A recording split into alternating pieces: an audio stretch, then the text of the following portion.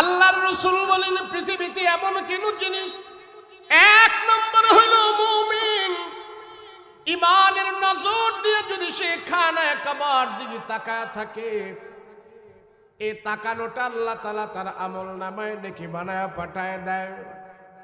দুই নম্বরে তোমার গর্ভধারিণী মা, ওই মায়ের চেহারার দিকে তুমি তাকায়া ছিলা, সেই তাকানোটা তোমার আমলনামায় নেকি বানায় আল্লাহ পাঠায় দিছে। তিন নম্বরে তুমি যেই জামানায় বাস করো, তুমি যেই জামানায় আছো, তুমি যেই এলাকায় থাকো, ওই এলাকার ভিতরে যদি কোনো হক্কানি বুজুর্গ আলেম পাও, হক্কানি বুজুর্গ আলেমের চেহারার দিকে তুমি যতক্ষণ পর্যন্ত তাকায় থাকবা, অতক্ষণ পর্যন্ত আল্লাহ তাআলা তোমার ছোট ছোট গুনাহগুলো ক্ষমা করতে থাকে। নবীজি বলেন তিনটা জিনিস তোমাদের জন্য রহমত, তিনটা জিনিস তোমাদের জন্য মাগফিরাত, তিনটা জিনিস তোমাদের জন্য বরকত। এক নম্বরে হলো খানায়ে কাবা, দুই নম্বরে হলো তোমার গর্ভধারিণী মা, তিন নম্বরে হলো জামানার বুজুর্গ আলেম। দেখবেন অনেক হাজী সাহেবরা খানায়ে কাবায় যায় হজ করার জন্য, হজ করতে গিয়ে হাজী সাহেব এইভাবে কালো গিলাপের দিকে তাকায় থাকে, জবান নাড়ায়, কোনো কথা বলে না, চাউন করে না, আওয়াজ করে না, ঘন্টার পর ঘন্টা এইভাবে তাকায় রয়েছেন, তাকায় রয়েছেন, তাকায় রয়েছেন।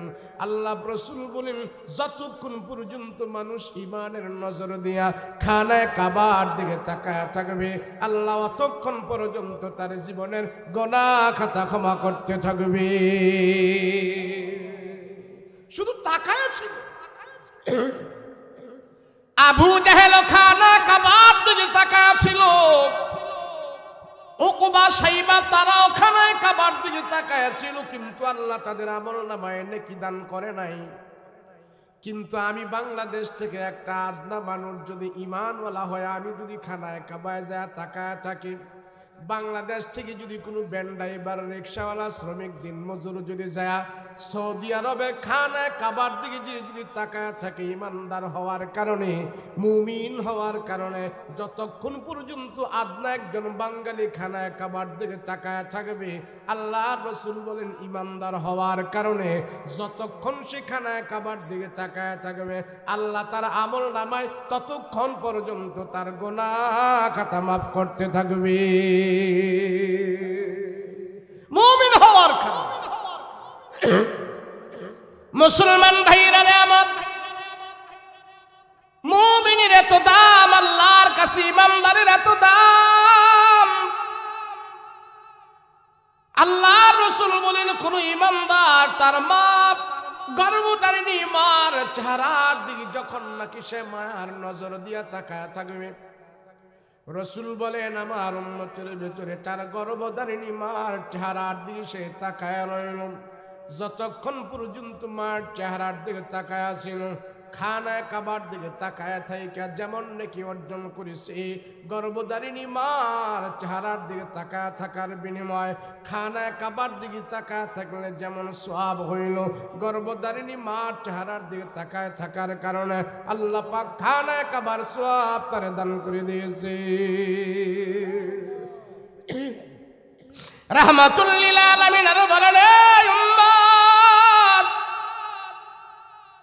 তোমার এলাকায় যদি আসমানি ইলমওয়ালা থাকে, তোমার এলাকায় যদি হক্কানি বুজুর্গ কোনো আলেম থাকে, তার চেহারার দিকে তুমি যতক্ষণ পর্যন্ত তাকায় থাকবা, অতক্ষণ পর্যন্ত আল্লাহ তাআলা তোমার আমলনামায় নেকি দান করবে, অতক্ষণ পর্যন্ত আল্লাহ তাআলা তোমার জীবনের গুনাহ খাতা মাফ করতে থাকবে। রাসূল বলেন তিনটা জিনিসের দিকে মুমিন তাকায় থাকলে লাভ। আমি আর আপনি এই তিনটা জিনিসের দিকে তাকায় থাকলে লাভ। আলহামদুলিল্লাহ, আলহামদুলিল্লাহিল্লাযী খালাকাল ইনসান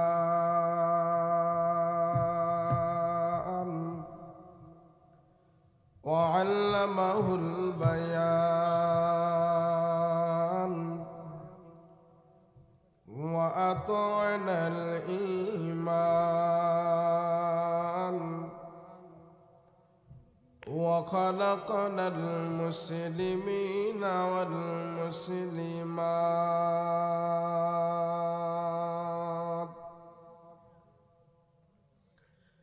সাল্লাল্লাহু তাআলা আলাইহি ওয়া আলা আলিহি ওয়া আসহাবিহি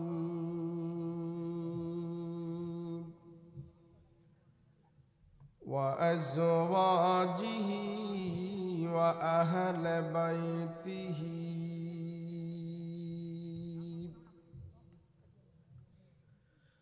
علماء أمته وفقهاء ملته ونجباء طريقته أجمعين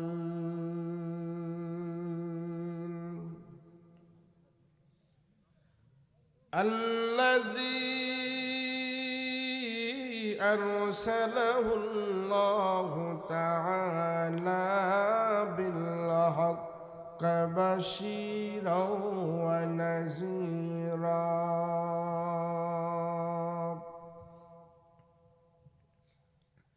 وداعيا إلى الله بإذنه وسراجا منيرا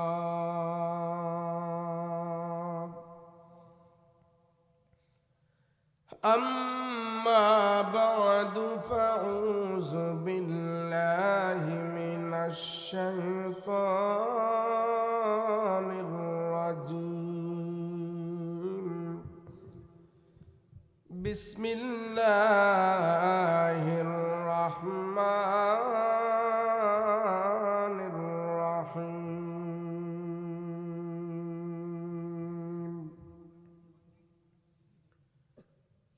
ومن يعمل مثقال ذرة خيرا يره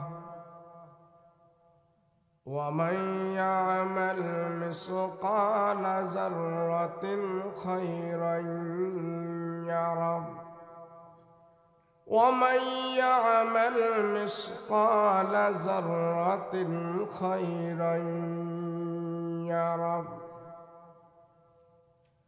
صدق الله مولانا العظيم وصدق رسوله النبي الكريم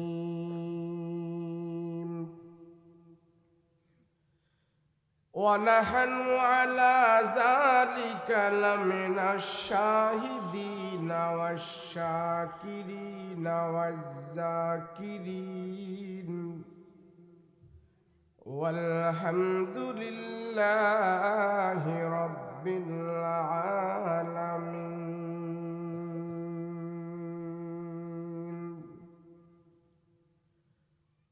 قال سيدنا رسول الله صلى الله عليه وسلم: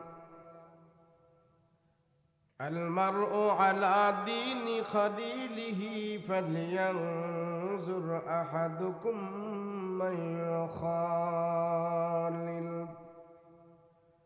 أو كما قال النبي عليه الصلاة والسلام.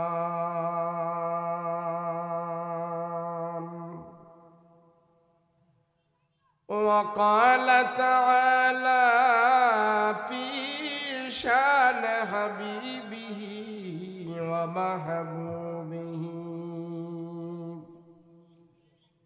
وما أرسلناك إلا رحمة للعالمين.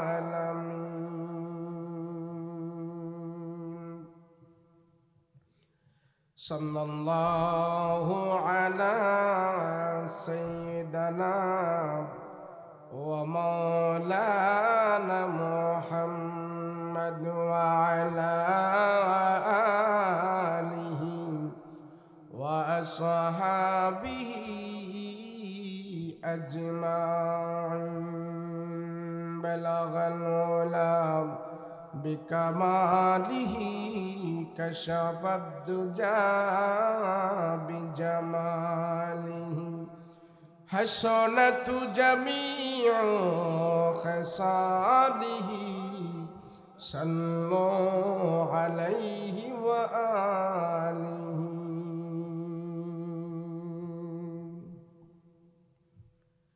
अल्लाह दिल दे जो तेरे इश्क के घर हो, दाईम रहमत के तेरे उस पे नजर हो। अल्लाह दिल दे जो तेरे इश्क के घर हो, दाईम रहमत के तेरे उस पे नजर हो। दाईम रहमत की तेरे उस पे नजर हो। दिल दे के तेरे इश्क में ए हाल हो उसका, महशर का अगर शुरू हो तू बिना खबर हो। महशर का अगर शुरू हो तू बिना खबर हो। मादर दु जहां गैर खुदा यार नदारिम, मादर दु जहां गैर खुदा यार नदारिम, जुजियाद खुदा ही चद गुरकार नदारिम, जुजियाद खुदा ही चद गुरकार नदारिम। मायूस नहीं अहले ज़मी अपने खता से, तो कुदेर बदल जाती ही मुझ तरी के दुआ से, तो कुदीर बदल जाती ही मुझ तरी के दुआ से। ला इलाहा ला इलाहा इल्लल्लाह, ला इलाहा। সবাই আওয়াজ করে পড়েন, সবাই আওয়াজ করেন। লা ইলাহা ইল্লাল্লাহ, লা ইলাহা, লা ইলাহা ইল্লাল্লাহ, লা ইলাহা ইল্লাল্লাহ, মুহাম্মাদুর রাসূলুল্লাহ সাল্লাল্লাহু। গোসাইরচর খলিল হাসান আখন্দ বায়তুল্নুর হাফিজিয়া মাদ্রাসার হিফজ সমাপনী ছাত্রদের দস্তারবন্দি উপলক্ষে ইসলামী মহাসম্মেলন। আজকের মহতি মাহফিলের শ্রদ্ধাভাজন সভাপতি মাজাজ মুকাররম উলামায়ে কেরাম, তুলাবায়ে ইলম, সম্মুখ পানভবিষ্ট দিনদার মুত্তাকি পরহেজগার ভাইয়েরা, পর্দার অন্তরালে অবস্থানরত আমার সাবদিয়া মা বোনেরা, আল্লাহ পাকের দরবারে কালিমাত শুকর আদায় করি, বলি আলহামদুলিল্লাহ।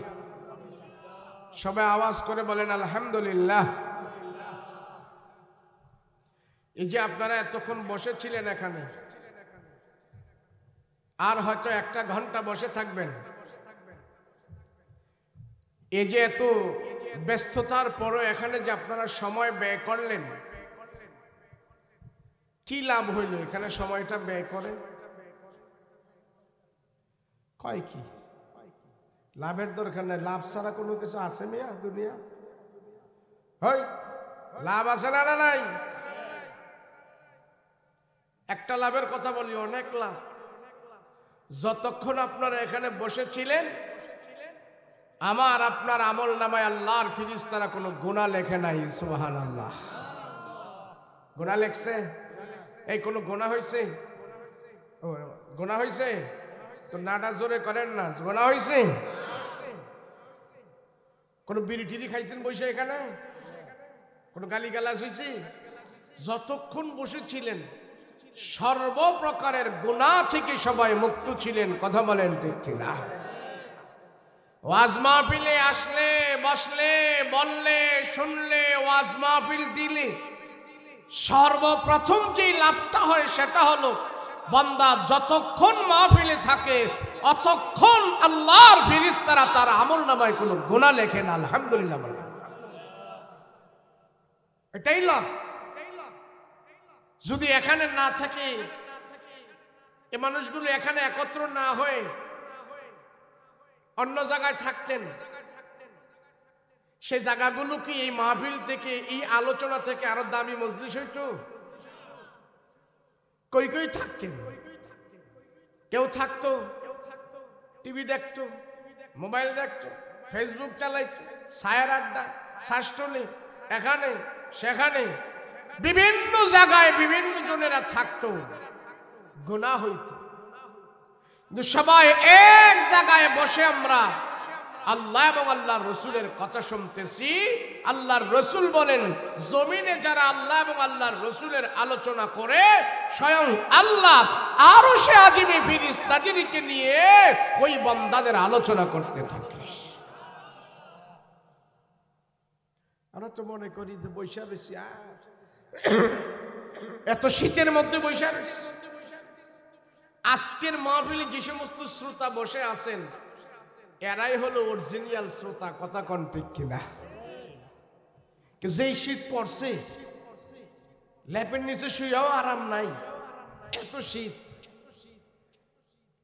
সব কিছু উপেক্ষা করি খোলা আকাশের নিচে যারা কষ্ট করে বসে আছে, হতে পারে আজকের এই 1-2 ঘন্টা কষ্ট আল্লাহ জাহান্নাম থেকে নাম কেটে জান্নাতের মেহমান বানাইয়া দেবে। লম্বা ওয়াজ করতে পারো না, স্টেজে বসে রয়েছে প্রায় 40 মিনিটের মতো, লম্বা ওয়াজ করার সময় নাই। সংক্ষিপ্ত সময় আমি কিছু কথা বলবো।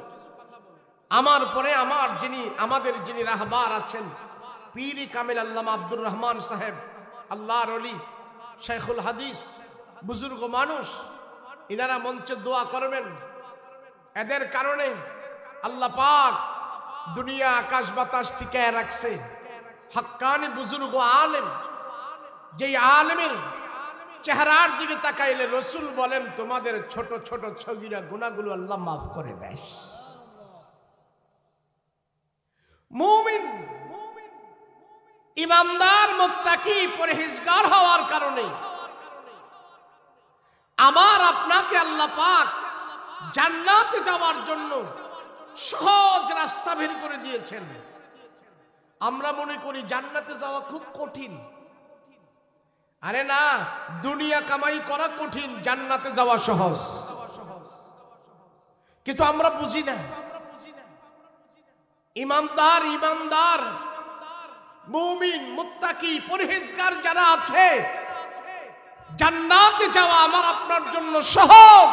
দুনিয়া কামাই করা কঠিন, আখিরাত কামাই করা সহজ। কিন্তু আমরা আখিরাত কামাই করতে রাজি না। কথা বলেন ঠিক কিনা? দুনিয়াটা কঠিন, এটা নিয়েই আমরা বেশি লাভালাভি করি। ইমানদার হওয়ার কারণে, মুমিন হওয়ার কারণে আমাদেরকে আল্লাহ পাক এমন কিছু কিছু জিনিস দিয়ে দিছেন। অনেক সময় মুমিন কথা বললে সওয়াব, দেখলে সওয়াব, ডানে বামে ঘর ঘুরাইলে সওয়াব, সুবহানাল্লাহ বললে সওয়াব, আলহামদুলিল্লাহ বললে সওয়াব। মুমিনের প্রত্যেকটা কাজ যদি রাসূলুল্লাহর আদর্শ মতো হয়ে যায়, প্রত্যেকটা কাজ আমার আপনার নেকের পাল্লায় আল্লাহ আমল বানিয়ে আমাকে আপনাকে জান্নাতের রাস্তাটা কাছে দাঁড়ায়া দিবে, জাহান্নাম থেকে বাঁচায়া জান্নাতে যাওয়ার সহজ রাস্তা বের করে দিবে।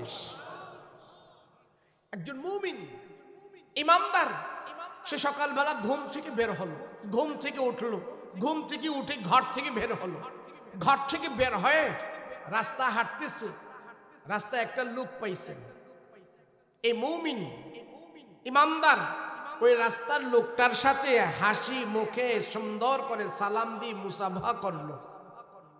হাসি মুখে সালাম দিয়ে মুমিন যখন কারোর সাথে মুসাফা করে, আল্লাহর রসুল বলেন, তার হাসি মুখের সালাম এবং মুসাফাটা আল্লাহ তার আমল নামায় নেক বানায়া পাঠায় দেয়।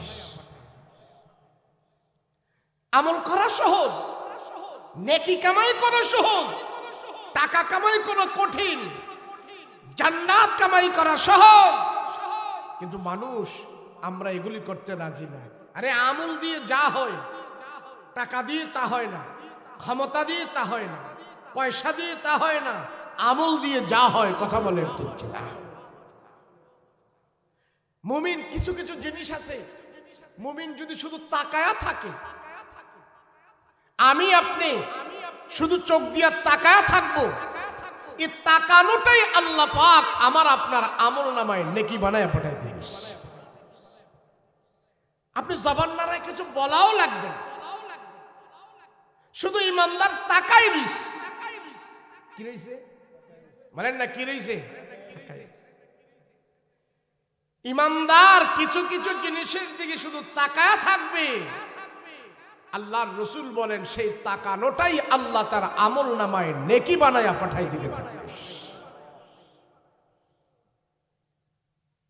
মুমিন হওয়ার কারণ, ইমানদার হওয়ার কারণ।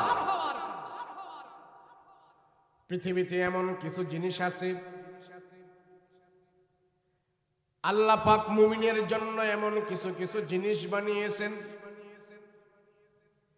যেই জিনিসের দিকে মুমিন শুধু নজর করে তাকায়া ছিল,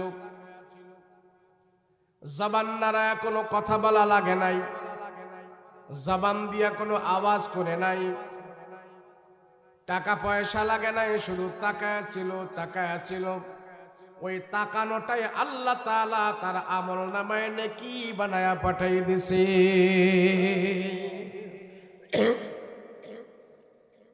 আল্লাহর রাসূল বলেন পৃথিবীতে এমন কোন জিনিস, এক নম্বর হলো মুমিন ইমানের নজর দিয়ে যদি সে খানায় কাবার দিকে তাকায় থাকে, এই তাকানোটা আল্লাহ তাআলা তার আমল নামায় নেকি বানায়া পাঠায় দেয়। দুই নম্বরে তোমার গর্ভধারিণী মা, ওই মায়ের চেহারার দিকে তুমি তাকায়া ছিলা, সেই তাকানোটা তোমার আমল নামায় নেকি বানায় আল্লাহ পাঠায় দিছে।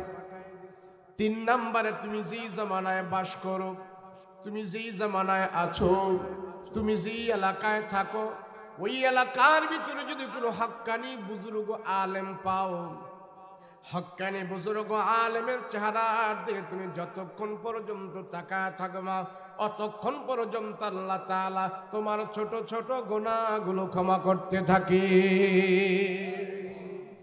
নবীজি বলেন তিনটা জিনিস তোমাদের জন্য রহমত, তিনটা জিনিস তোমাদের জন্য মাগফিরাত, তিনটা জিনিস তোমাদের জন্য বরকত। এক নম্বর হলো খানায়ে কাবা, দুই নম্বর হলো তোমার গর্ভধারিণী মা, তিন নম্বর হলো জামানার বুজুর্গ আলেম।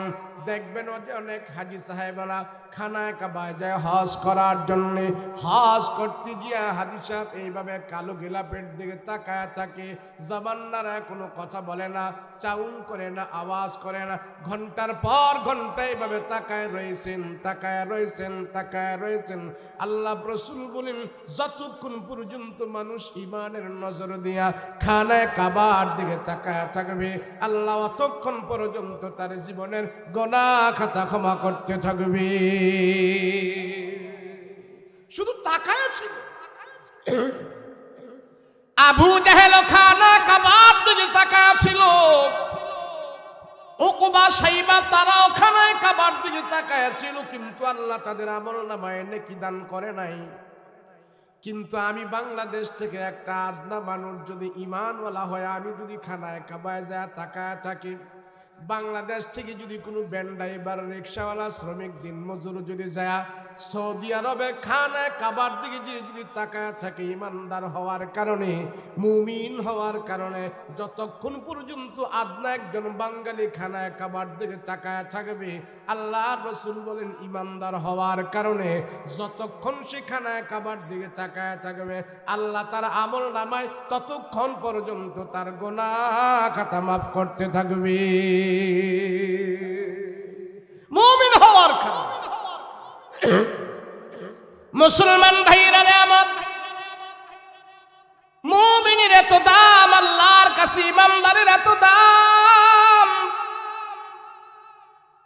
আল্লাহর রাসূল বলেন কোন ইমানদার তার মা গর্ভধারিণী মার চেহারার দিকে যখন নাকি সে মায়ার নজর দিয়া তাকায় থাকবে, রাসূল বলেন আমার উম্মতের ভিতরে তার গর্ভধারিণী মার চেহারার দিকে সে তাকায় রইল, যতক্ষণ পর্যন্ত মার চেহারার দিকে তাকায় আছেন, খানায় কাবার দিকে তাকায় থাইকা যেমন নাকি অর্জন করেছে, গর্ভধারিণী মার চেহারার দিকে তাকায় থাকার বিনিময় খানায় কাবার দিকে তাকায় থাকলে যেমন সওয়াব হইল, গর্ভধারিণী মার চেহারার দিকে তাকায় থাকার কারণে আল্লাহ পাক খানায় কাবার সওয়াব তারে দান করে দিয়েছে।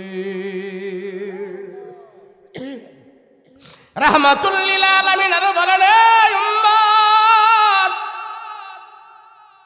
তোমার এলাকায় যদি আসমানি ইলমওয়ালা থাকে, তোমার এলাকায় যদি হক্কানি বুজুর্গ কোনো আলেম থাকে, তার চেহারার দিকে তুমি যতক্ষণ পর্যন্ত তাকায় থাকবা, অতক্ষণ পর্যন্ত আল্লাহ তাআলা তোমার আমল নামায় নেকি দান করবে, অতক্ষণ পর্যন্ত আল্লাহ তাআলা তোমার জীবনের গুনাহ খাতা মাফ করতে থাকবে। রাসূল বলেন, তিনটা জিনিসের দিকে মুমিন তাকায় থাকলে লাভ। আমি আর আপনি এই তিনটা জিনিসের দিকে তাকায় থাকলে লাভ। যদি হক্কানি বুজুর্গ আলেম আমরা না পাই, কার চেহারার দিকে তাকাবো?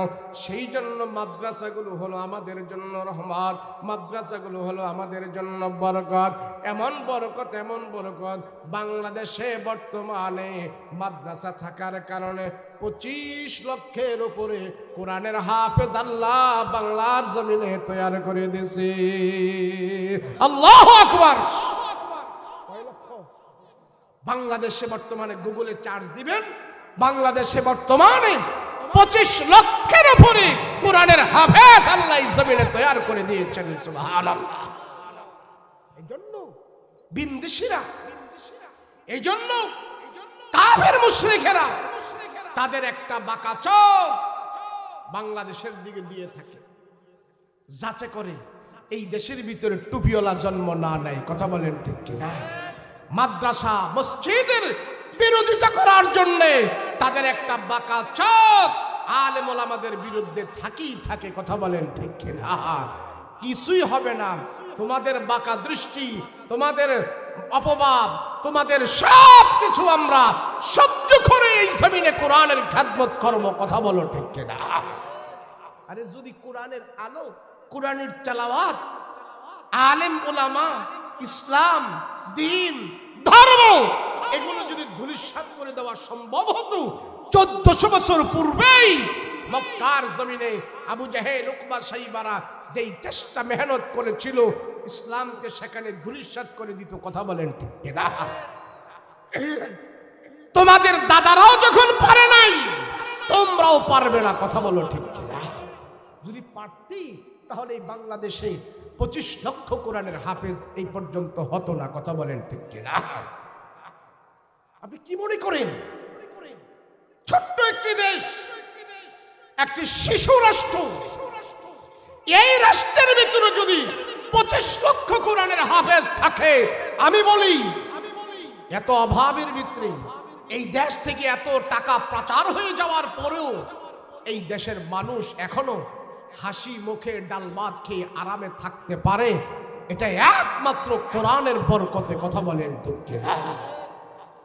এটা কোন থানা? গজারিয়া না? বাংলাদেশে এমন থানা আছে 600-র উপরে। কয়শো? জনে বলেন না কয়শো? 600-র উপরে বাংলাদেশে থানা আছে। আজকে একটা থানায় যদি আজ একটা করে মাহফিল হয়, তাহলে সারা বাংলাদেশে 600 মাহফিল হচ্ছে আজকে। কথা বলেন ঠিক কিনা? 600 মাহফিলে যদি 100 করে লোক হয়, তাহলে 60,000 লোক। কথা বলেন ঠিক কিনা? শুধু মাহফিলের সুবাদে আজ বাংলার জমিন থেকে 60,000 মানুষ প্রত্যেক দিন শীতের রাত্রে, প্রত্যেক রাত্রে 60,000 লোক কমপক্ষে এই বাংলার জমিন থেকে নিশি রজনীতে আল্লাহর দরবারে হাত উঠিয়ে দোয়া করে। কথা বলেন ঠিক কিনা? আমরা মনে করি হ্যাঁ এমনি 60,000 লোক যেই দেশ থেকে, যেই রাষ্ট্র থেকে প্রত্যেক দিন আল্লাহর দরবারে হাত উঠায় দোয়া করে, আমি বলি তাওহীদি জনতা, ইমানদার, মুত্তাকি, পরহেজগার মানুষের দোয়ার বদৌলতে এই বাংলাদেশকে আল্লাহ পাক আরো ভালো করবেন। কথা বলেন ঠিক কিনা? না হয় আমাদের কি আছে? এই দেশ থেকে চুরি করে সব লইয়া গেছে, সব নিয়ে গেছে। খালি দেশ, ঋণ। একটা বাঙালি আজকে জন্মগ্রহণ করলে 1,00,000 টাকার উপরে ঋণ নিয়ে সে জন্মগ্রহণ করে।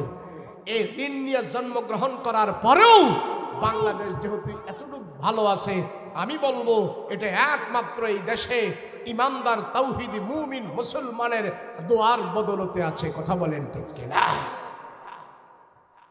আবু জাহেল, উকবা, শাইবা 1400 বছর পূর্বে থেকেই তাদের কানে যখন কোরআনের তেলাওয়াতের আওয়াজ যেত, তারা তেলে আগুনে জ্বলে উঠত, হয়রান হয়ে যেত।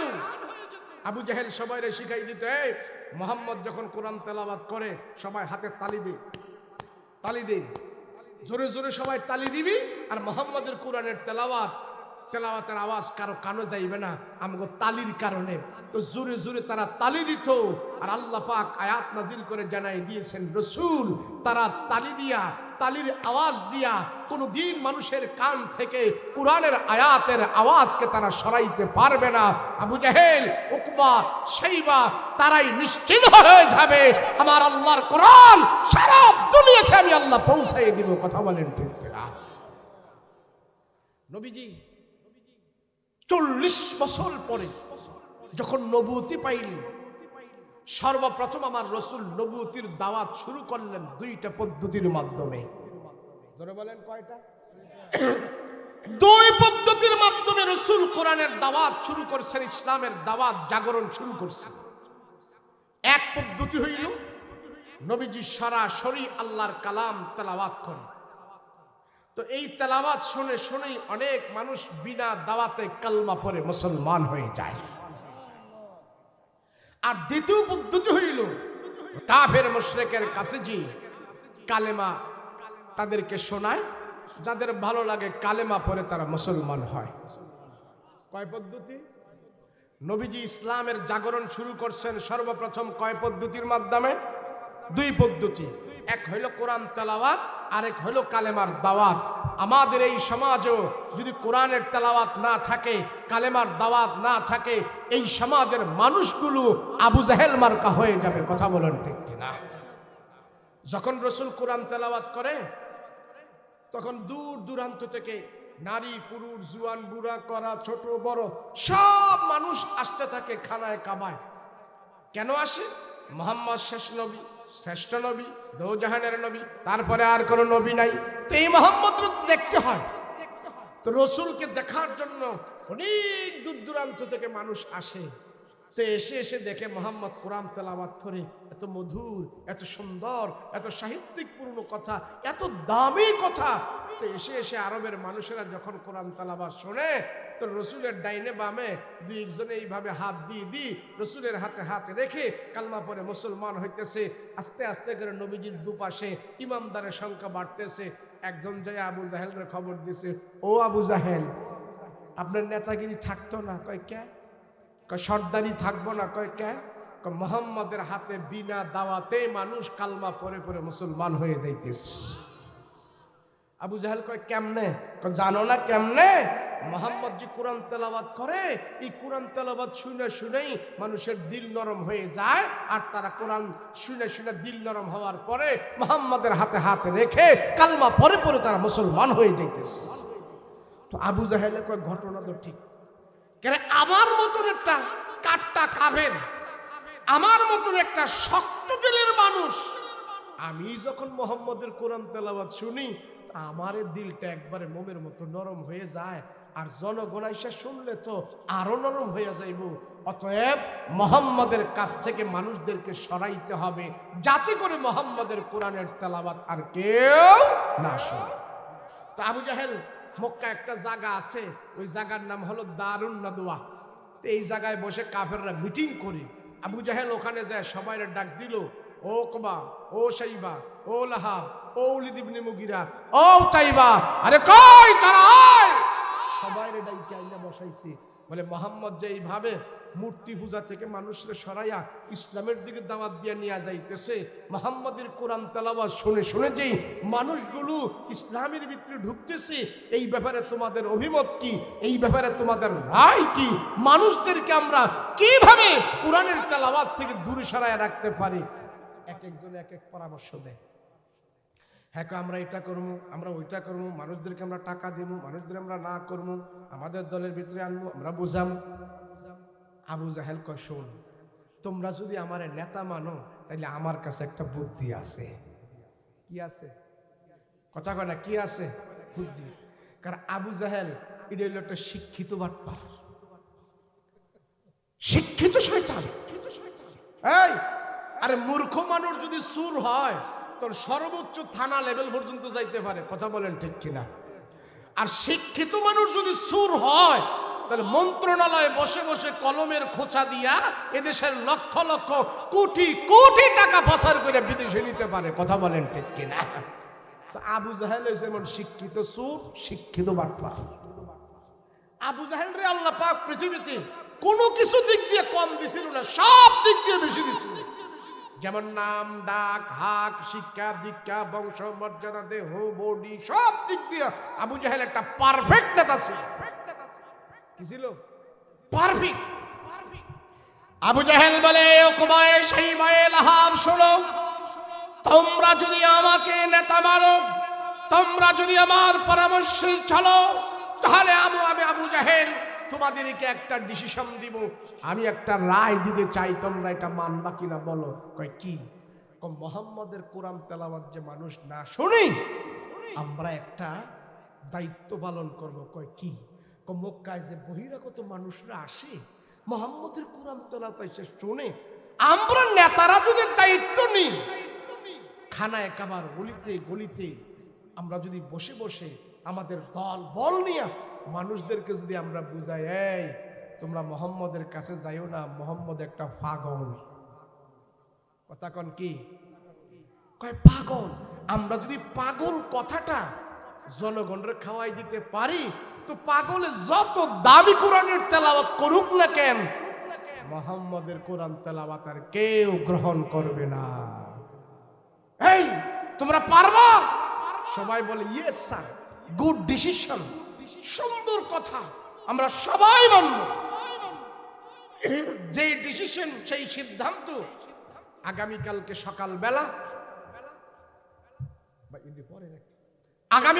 সকালবেলা, নেতারা, মক্কার বড় বড় সর্দারেরা মক্কার অলিতে গলিতে পয়েন্টে পয়েন্টে মোড়ে মোড়ে যায় দাঁড়ায় রইল। দাঁড়ায়া মক্কায় যে বহিরাগত মানুষরা আসতেছে, নারী পুরুষ জুয়ান বুড়া ছোট বড় সবাই আসতেছে, তো তাদেরকে জিজ্ঞাসা, কই যাও?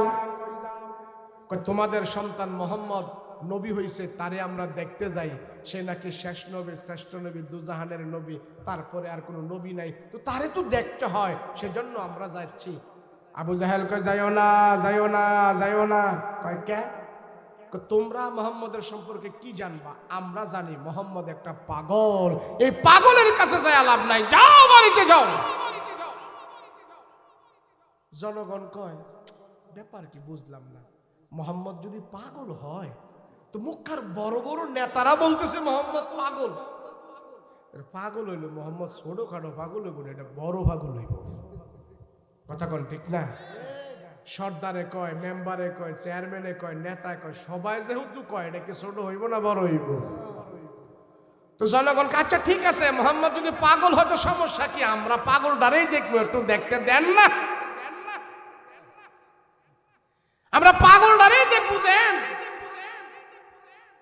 এখন নেতাদের কথা আর কেউ শোনে না, নেতাদেরকে ওভারটেক কইরা সব আস্তে আস্তে কইরা খানায় কাবায় ঢুকছে, দুইটা পাগলটারে খুঁজতেছে, মোহাম্মদ কই, মোহাম্মদ কই, মোহাম্মদ নাকি পাগল, পাগলটা কই। খুঁজতে খুঁজতে যায় দেখে আমার রসুল আল্লাহর কালাম হাতে নিয়া কোরআন তেলাওয়াত করতেছে, আর আমার রসুলুল্লাহর চেহারা মোবারকের আলো খানায় কাবার দেয়ালের মধ্যে যায় লেগেছে। নবীজির চেহারার আলো দিয়ে পুরোটা খানায় কাবার দেয়াল আলোকিত হয়ে আছে। জনগণ কইল কি? আবু জাহেলরা কইল কি মোহাম্মদ নাকি পাগল? পাগলের চেহারা কি এত সুন্দর হইতে পারে? আয় হায়, যে পাগল তার চেহারা তো থাকবে ফ্যাকাশে চেহারা, চুলগুলো আলো জ্বালা, জামা কাপড় ভাড়া সেটা, কিন্তু এত সুন্দর চেহারার মানুষ কিভাবে পাগল হতে পারে? আচ্ছা ঠিক আছে, চেহারা দেখে বুঝলাম উনি পাগল না, তো কি যে পড়তেছে, কি যে হাতে নিয়ে তেলাওয়াত করে, একটু আমরা সবাই শুই না দেখি। কেন যে পাগল হয় তার তো কথাবার্তা ঠিক থাকে না, তার তো পড়ালেখার কোনো ঠিক থাকে না। একবার এহান্তে এক কলি কয়, হান্তে আরেক কলি কয়, একবার গান গায়, আরেকবার গজল গায়, একবার হিন্দি কয়, আরেকবার বাংলা কয়, একবার এইটা একবার ওইটা, একটা বেতাল অবস্থায় থাকে। কথা বলেন ঠিক কিনা? সব জনগণ আমার রাসূলুল্লাহর পিছনে স্তব্ধ হয়ে তারা দাঁড়িয়ে আছে নবীজির কোরআন তেলাওয়াত শোনার জন্য। সুবহানাল্লাহ। তো নবীজি তারা তো পিছনে দাঁড়িয়েছে আর রাসূল আল্লাহর কালাম হাতে নিয়ে তেলাওয়াত করতেছে। বিসমিল্লাহির রহমানির রহিম।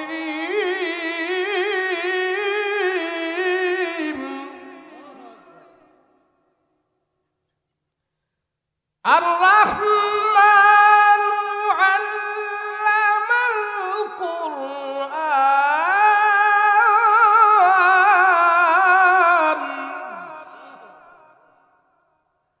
খালাকাল ইনসানা আল্লামাহুল বায়ান। নবীজি কোরআন তেলাওয়াত করতেছে আর পিছনে সব জনগণ দাঁড়িয়ে আমার রাসূলুল্লাহর কোরআন তেলাওয়াত গুলো মনোযোগ সহকারে শুনে এক বাক্যে সবাই বলতেছে, না, পাগলের জবান থেকে এত সুন্দর দামি তেলাওয়াত আসতে পারে না। এত সাহিত্যিকপূর্ণ কথা, এত মাধুর্যপূর্ণ কথা, এত অর্থবোধক কথা, এত উচ্চাঙ্গের কালাম কোনোদিন পাগল তেলাওয়াত করতে পারে না। আমরা সত্য রাসূল পেয়েছি। ও মুহাম্মদ, তোমার হাতে হাত রেখে আমরা কালেমা পড়ে মুসলমান হয়ে যেতে চাই। সবাই যখন মুসলমান হয়ে গেছে, আবু জাহেলের কানে খবর গেছে আমরা যা কইছি হিতে বিপরীত হইছি, কওয়ারছে না কই ভালো ছিল। কি হইছে? কইছে কইলাম পাগল, নেতাগো কথা কেউ খায় নাই, সবাই মুহাম্মাদের হাতে হাত রেখে মুসলমান হয়ে গেছে। আবু জাহেল তো তেলে বাগুনে জ্বলে উঠছে, আরো গরম, হায় হায় সর্বনাশ। যদি এমনি মুসলমান হইতে থাকি তাহলে আমার আবু জাহেলের নেতাগিরি থাকবে? যদি দেশে মাদ্রাসা বাড়ে, আলেম ওলামা বাড়ে, টুপিওয়ালা বাড়ে, হাফেজের সংখ্যা বাড়ে, মসজিদ মাদ্রাসার সংখ্যা বাড়ে, এদেশের রাজনীতিবিদদের ভিতরে কিছু চোর আছে, এই চোরদের মাথা গরম। হুজুর যদি বেশি হয় তারা রাজনীতি শুরু করবে, তারা সংসদে ঢুকবে, আমাদের চুরি বন্ধ হয়ে যাবে। কথা বলো ঠিক কিনা? এই জন্য কিছু কিছু নেতারা আছে, হুজুররা মৌলবাদ, জঙ্গিবাদ, আলবদর, রাজাকার, বাদ দিতে দিতে হুজুর করে এমন বাদ দিছে, আল্লাহ দিলে হারা নিজের বাদ হয়ে গেছে। কথা কর ঠিক না? আমরা হুজুররা আল্লাহ আল্লাহ করবো আর আল্লাহর কাছে বিচার দিব, যা বিচার আল্লাহই করবো। কথা বলো ঠিক কিনা? ভাই সাহেব, আপনি মনে করেন কি বাংলাদেশ পুলিশ দিয়া, র্যাব দিয়া, চিতা দিয়া, কোবরা দিয়া, রিমান্ডের মার দিয়া এই দেশ ভালো করে লাগবে? আরে না মিয়া, 53 বছর হয়েছে এই দেশ, চুরি বাড়ছে না কমছে? আমি মাঝে মাঝে কই খালি কোরআনের তে খালি একটা আয়াত, আপনি একটা আয়াত এদেশের সংবিধান না কি যে কয়, এই সংবিধানে খালি একটা আয়াতের আইন আপনি পাস করেন, বাংলাদেশ 80% ভালো হয়ে যাবে। কয় পার্সেন্ট জোরে বলেন? 80% ভালো হয়ে যাবে বাংলাদেশ। শুধু কোরআন থেকে একটা আয়াত তোমরা সংবিধানে নিয়ে আসো। কয়টা আয়াত জোরে বলেন? একটা আয়াত, আর বেশি দরকার নেই। এই দেশ ভালো হইতো না। ওই সুরের একটা কিচ্ছা পড়ছিলাম কইয়ালাই, আপনাকে অসুবিধা? আপনাকে অসুবিধা হইলে আমার আবার সুবিধা, তাড়াতাড়ি যাবো গা। আইছিলাম একটা মশান প্রশান লইয়া লম্বা একটা ওয়াজ করবো, কিন্তু সময় নাই। সুরকি জাপান একটা রাষ্ট্র আছে পৃথিবীতে, জানেন আপনারা? কথা কয় না, জানেন? আমি জানি না আপনারা কোন ওয়াজ পছন্দ করেন, কইতারি না, কিন্তু সময়ের অল্পতার কারণে, স্বল্পতার কারণে আমি আগাগোড়া ঠিক না রেখে ভাঙ্গাচুরা ওয়াজ করতেছি। আল্লাহ যেন আমাদেরকে বুঝার এবং আমল করার তৌফিক দান করে, বলেন আমিন। জাপান একটা দেশ আছে, এই দেশের নাম হইল সারা দুনিয়াতে জাপান তারা টেকনোলজি, এই যে টেকনোলজি আছে না, যন্ত্রপাতি ভালো মেশিনারি জিনিস টিনিস হেরা আবিষ্কার করছে। তো জাপানের তারা চিন্তা করে এত টেকনোলজি মেশিন আমরা আবিষ্কার করছি, এখন আমরা সুর ধরার মেশিন আবিষ্কার করে সারা দুনিয়াতে আমরা সুনাম কামাবো। কি ধরার মেশিন? তো মাশাআল্লাহ দিলে হেরা সুর ধরার মেশিন বার করছে। এটা করলে কথার কথা, আবার ওয়াজের ঘরে দৈরেন না হুজুর, এটা কোন কিতাবে আছে? সুর ধরার মেশিন বার করে হেরা জাপানের অলিতে গলিতে মোড়ে মোড়ে লাগাইছে। তো লাগাইয়া 2 মাস পরে যামু, যায়া এই মেশিন খুইলা দেখমু কয়জন সুর ধরা পড়ছে। কেন পুলিশ দিয়া, র্যাব দিয়া, আর্মি দিয়া দেশের সুর নির্মূল করা যায় না, বাধ্য হইয়া হেরা সুর ধরার কি বার করছে? আরে মেশিন লাগাইয়া হেরা 2 মাস পরে গেছে মেশিন খুইলা সুর ধরা, সুর কটা ধরা পড়ছে। গিয়া মেশিন খুইলা দেখে জাপানে সুর ধরা পড়ছে 5 জন। কয়জন? আমেরিকার তারা কয় সারা দেশ সারা পৃথিবীতে আমরা মাতাব্বরি করি, আমাদের দেশেও তো মাঝে মাঝে চুরি হয়, আমরাও একটা চোর ধরার মেশিন লাগাই। তুই আমেরিকার হেরাও চোর ধরার মেশিন লাগাইয়া মোড়ে মোড়ে লাগাইয়া 2 মাস পরে চেক করে যায় দেখে আমেরিকায় চোর ধরা পড়ছে 20 জন। কয়জন? সৌদি আরবের তারা কয় আমাগো দেশে মক্কা মদিনা মাঝে মাঝে আমাগো দেশেও চুরি হয়, মক্কা মদিনার বদনাম হয়, কোরআনের আইন তো করছি পুরাটা সাবেত করতে পারি না, আমেরিকার যন্ত্রণায় এবার মেশিন লাগাইয়া দেখি আমাগো দেশেও চোর কটা ধরা পড়ে। তো সৌদি আরব মক্কা মদিনার অলিতে গলিতে পয়েন্টে পয়েন্টে মেশিন লাগাইছে চোর ধরার মেশিন। 2 মাস পরে যায় মতোয়ারা যায় চেক দিচ্ছে মেশিনের মধ্যে চোর কটা ধরা পড়ছে, যায় দেখে চোর ধরা পড়ছে 50 জন। কয়জন? পাকিস্তানের তারা কয় আমগো দেশে শুধু চোর বেশি, হেরাও মেশিন লাগাইছে, 2 মাস পরে যায় মেশিন চেক করছে, যায় দেখে চোর ধরা পড়ছে 100। কয়জন? এবার বাংলাদেশের তারা কয় সারা দুনিয়াতে আমরা চোরের খেতাব লিয়ে মরণ লাগে, এত কিছু কইরো বাঙালিরা চোর। বিদেশে যারা গেছেন মিডিল ইস্টে বিশেষ কইরা, আলহামদুলিল্লাহ আমি ছোট মানুষ, বাংলাদেশ ছাড়া আরো 4-5টা রাষ্ট্রের মধ্যে গেছি, সৌদি আরব, দুবাই, কাতার, এদিকে গেছি। যাওয়ার পরে অনেক সময় দেখি এনের মধ্যে বাঙালি গুলো টিসারি করে, আমার জিজ্ঞাসা ইউ আর ফ্রম, তুই করতে আইছো, তোর বাড়ি কই? আমি কই মিন বাংলাদেশ, আমি বাংলাদেশের থেকে আইছি, আনা বাঙালি। বাঙালি কইলে এরা মতমতাইয়া হাসে। কি রে তোর কপিলে হাসে কেন? হুজুর এডি আমগরে লইয়া যে যন্ত্রণা করে, আমরা এত কাজ করি, এই করি এই করি, আমগরে খালি কয় আলী বাবা আন্তালাতুল গিরগির। মানে আলী বাবা ফাঁকিবাজ আর বক বক করস, তোরা কামের বেলা টন টন। আমগুলো দিয়ে এত কাম করায় এরপরেও আমগুলো সুর কয় আলী বাবা কয়। এই সুরের খেতাব নিয়া আমগো মরাও লাগে।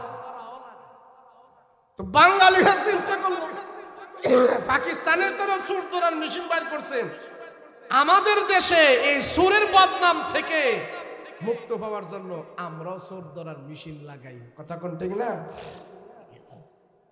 তো বাংলাদেশের ঊর্ধ্বতন কর্মকর্তারা মন্ত্রণালয়ের বড় বড় যারা দায়িত্বশীল আছে হেরাও চোর ধরার মেশিন লাগাইছে।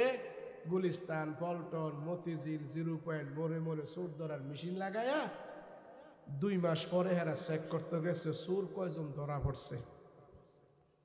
বাংলাদেশ পুলিশ বিডিএ আর্মি দিয়ে দেশ ভালো করা যায় না, সরে পরে চোরের মেশিন লাগাইছে, মেশিন দিয়ে চোর ধরবো। 2 মাস পরে যখন গেছে চোরের মেশিনও কয়জন চোর ধরা পড়ছে, যায়া দেখে চোর ধরা পড়বো দূরের কথা, চোরের মেশিনটাই চুরি হইয়া গেছে। এটার নাম হয়েছে দিস ইজ বাংলাদেশ। ভাই সাহেব, এই দেশ কোনোদিন পুলিশ দিয়ে ভালো করা যাইব না। কথা কন ঠিক কিনা? এর জন্য আমরা হুজুররা বক বক করে কই খালি কোরআন থেকে একটা আইন করেন, দেশ 80% ভালো হয়ে যাবে। কথা কন ঠিক কিনা? একটা আইন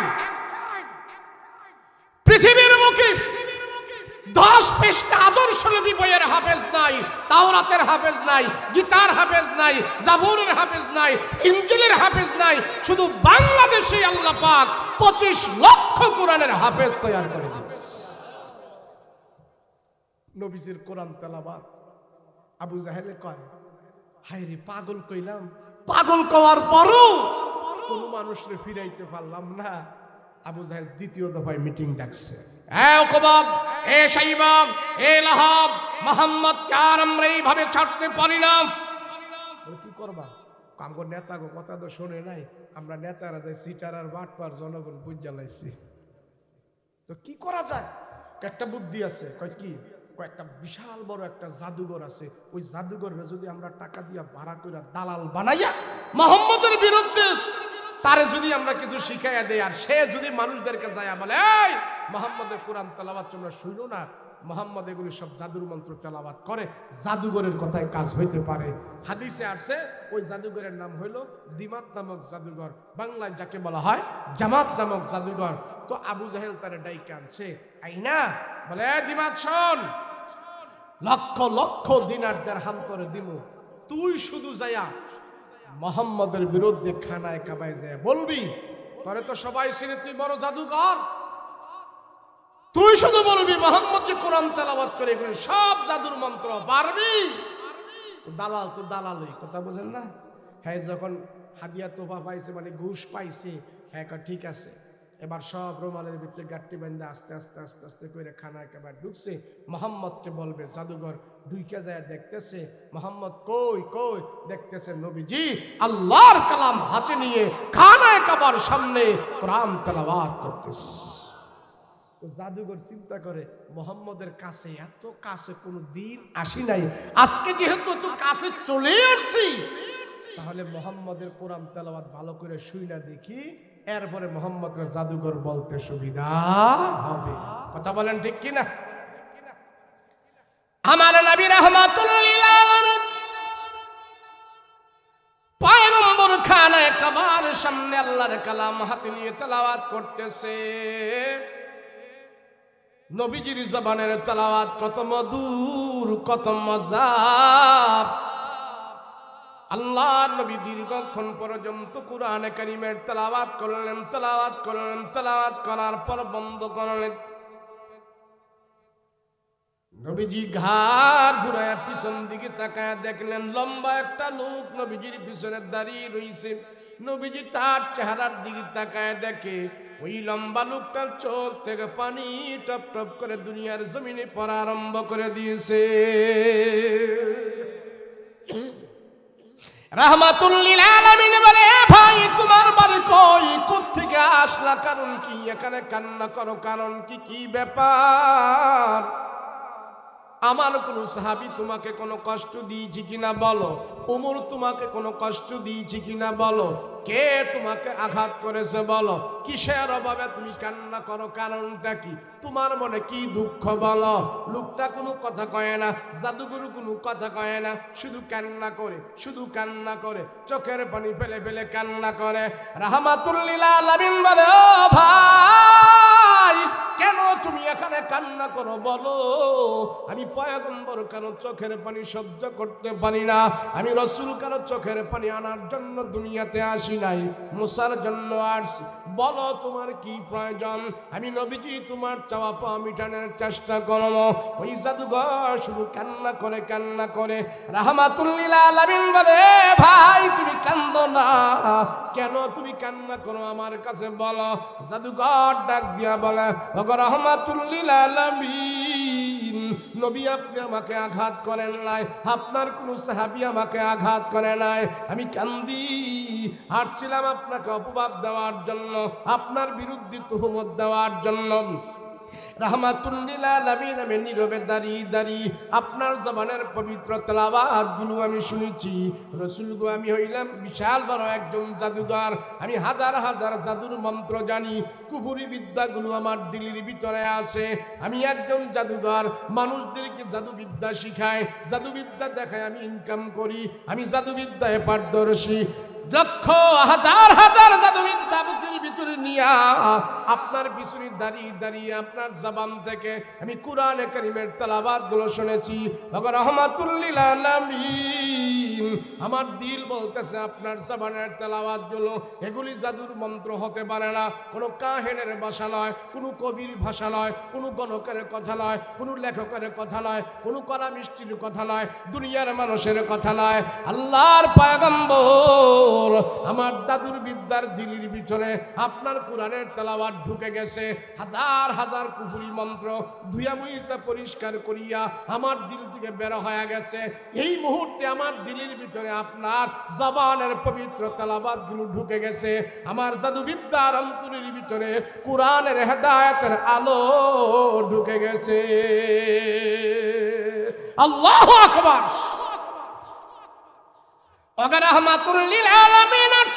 আবু জেহেল উকবা সাইবা তারা বলেছে আপনার বিরুদ্ধে অপবাদ দেওয়ার জন্য, না না আপনার বিরুদ্ধে আমি অপবাদ দিব না গো, আপনার বিরুদ্ধে আমি অপবাদ দিব না। ইয়া রাসূলুল্লাহ আপনি যদি কথা দেন, আপনি যদি আমাকে সুযোগ দেন, আমি আর আবু জাহেলদের কাছে যাব না, উকবা সাইবাদের কাছে যাব না, আমি আর তাদের কাছে যাব না, আমার ধর্মে আর ফিরে যাব না। ওগো নবীজি আমি আপনার পবিত্র হাতে আমার হাতটা রাখতে চাই, আপনি যদি আমার কলমা পড়ায়া দেন, আমার জবান দিয়া কলমা পড়ে সব জাদুবিদ্যা ভুলে যায় কলমা গ্রহণ করে এই মুহূর্তে আমি মুসলমান হয়ে যেতে চাই। আল্লাহর রাসূল তার কালমা পরে মুসলমান বানাই দিছে। আবু জাহেল হায় হায় সর্বনাশ, মুহাম্মদের জাদুতে আমাকে জাদুঘর কাবু হইয়া গেছে। আরে কোরআনের জাদুর কাছে পৃথিবীর কোন জাদু চলবে না, কথা বলো ঠিক কিনা? কোরআন জাদু, জাদু কোরআন হইল সবচেয়ে বড় জাদু। পৃথিবীর মুখে কোন গ্রন্থ নাই, একমাত্র কোরআনে আছে, কথা বলো ঠিক কিনা? কথা বলেন। গীতার হাফেজ আছে, হিন্দুদের গীতা, মহাভারত, রামায়ণ, ত্রিপিটক, দেব, জিন্দা, মিস্তাদ, দিঘানিকা, ষোলো, সহিফা, তাওরাত, জবুর, ইনজিল, যত গ্রন্থ আছে একটা গ্রন্থের হাফেজ পৃথিবীতে নাই। আলহামদুলিল্লাহ আমাদের কোরআনের হাফেজ শুধু বাংলাদেশেই 25 লক্ষ, আলহামদুলিল্লাহ বলি। যদি কোরআনকে মিঠাই দিতে পারত আবু জাহেল তখনই মিঠাই দিত, কথা বলেন ঠিক কিনা? তাহলে 1500 বছর পরে এসে যারা কোরআনের বিরোধিতা করে এটা পাগলামি আর বোকামি ছাড়া কিছু না, কথা বলেন ঠিক কিনা? কয় বছর? কথা বলেন না, কয় বছর? 1500 বছর। আল্লাহর রাসূল আবু জাহেল শেষ পর্যন্ত বাধা দিতে না পেরে, কোরআনের তেলাওয়াত বন্ধ করতে না পেরে সে মক্কার দারুন নদওয়ায় দাঁড়িয়ে সবাইকে বলল, শোনো আমি আবু জাহেল বেঁচে থাকতেই মুহাম্মাদের মৃত লাশ দেখতে চাই। এই পর্যন্ত আবু জাহেলের জীবনে প্রায় 5 থেকে 7 বার আমার রসুলকে দুনিয়া থেকে মেরে ফেলার ষড়যন্ত্র করেছে। সব ষড়যন্ত্র থেকে আল্লাহ পাক আমার রসুলকে নিরাপত্তা দান করে দিয়েছে। আবু জাহেল বলল, তোমরা যদি আমাকে নেতা মানো, যার যার ঘর থেকে তীর বর্ষা বললাম, অস্ত্র শস্ত্র সব নিয়ে আজ রাতেই মুহাম্মাদের বাড়িতে হামলা হবে, অতর্কিত হামলা করে মুহাম্মদকে দুনিয়ার জমিন থেকে বিদায় করে দেওয়া হবে। আবু জাহেল তো এমন এক নেতা ছিলেন, তার হাক ডাক, বংশ মর্যাদা, সম্মান, ইজ্জত, পরা সোনা, বডি, দেহ সব ছিল 100। আবু জাহেলের দাম্ভিকতা এমন ছিলেন, মক্কার শক্ত জমিনে শক্ত মাটিতে যেখানে এইভাবে হাত মারতেন শক্ত মাটি পর্যন্ত কেঁপে যেত, এত তার দাম্ভিকতা ছিল। সবাই আবু জাহেলকে ভয় পাইত। আবু জাহেল বলে, যার যার বাড়িতে তীর বর্ষা বললাম যাদের সব নিয়ে আসো। তো রাসূলুল্লাহর ঘরের চতুর্পার্শ্বে তারা এসে তীর বর্ষা বললাম অস্ত্র শস্ত্র নিয়ে সবাই রেডি। তো সেদিন আলী রাদিয়াল্লাহু আনহু আর রাসূল ঘরের ভিতরে দ্বীনের ব্যাপারে পরামর্শ করতেছে, মুযাকারা করতেছে। আল্লাহ পাক জানাই দিলেন, নবীজি আমি শুধু আপনার খবর রাখি না, আপনার শত্রুর খবরও রাখি, কথা বলেন ঠিক না? আল্লাহর রাসূলকে আল্লাহ বলতেছেন, নবীজি বাহিরের অবস্থা তো ভালো না, যে ঘরের দরজা খোলেন না। হায় হায় সর্বনাশ, আমার বংশের মানুষ, আমার রক্তের মানুষ, আমার বন্ধু বান্ধব, আমার চাচতো ভাই, ওটা তো আমার পরিচিত। হায় হায় আমার রক্তের মানুষগুলো যেইভাবে অস্ত্র শস্ত্র নিয়ে তারা উৎপেতে আছে, আমাকে আজ মেরে ফেলবে, আমাকে আজ শেষ করে ফেলবে। ও আল্লাহ, আমি করবোটা কি? আল্লাহ পাক সেদিন রাত্রে বলেছিল, নবীজি আপনার কিছু করা লাগবে না, শুধু আপনি একটু হরকত করবেন, আর বাকি সব ব্যবস্থা আবু জাহেল উতবাদেরকে শায়েস্তা করার জন্য সব ব্যবস্থা আমি আল্লাহ আমার নিজের হাতে নিয়ে নিয়েছি। সুবহানাল্লাহ। কাফের, মুশরিক, হিন্দু, বৌদ্ধ, খ্রিস্টান, ইহুদি, নাসারা, এই বলদগুলো মুসলমানদের ইতিহাসই জানে না। কথা বলেন ঠিক কিনা? কোরআনের ইতিহাসই জানে না। ইসলামের একটা বিধান হইল, সূত্র হইল, শত্রুপক্ষ যত মোটা হবে, শত্রুপক্ষ যত তাজা হবে, শত্রুপক্ষ যত শক্তিশালী হবে, ইসলামের বিজয় তত তাড়াতাড়ি আল্লাহ সেখানে দান করবে। এটা ইসলামের নিয়ম। শত্রুপক্ষ মোটা না, ইসলামের শত্রু বেশি বড় না, সেখানে ইসলামের বিজয় তাড়াতাড়ি হয় না। আবু জাহেল যখন এই কথা বলল, সবাই যখন নাকি রাতের অন্ধকার বাড়তেছি, অস্ত্রের ঝঞ্ঝনানি বাড়তেছি, তো রাসূল ঘরের দরজা খুলে দেখলেন এই অবস্থা। আল্লাহ, আমি করবোটা কি? তা আল্লাহ পাক বলেন, হাবিব এক্ষুনি আপনি ঘর থেকে বের হয়ে যান, মদিনায় পাড়ি জমান। নবীজি এক্ষুনি বের হন।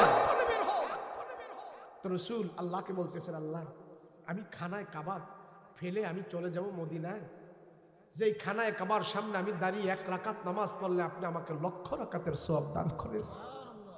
আল্লাহ আমি খানায় কাবা ছাড়া কেমনে থাকবো মদিনা? আল্লাহ আমার পেটে 2 দিন 3 দিন পর্যন্ত খাবার থাকে না, আমার চুলায় আগুন জ্বলে না। আমি কোরআন হাতে নিয়ে খানায় কাবার পাশে বসে বসে তেলাওয়াত করতে থাকি।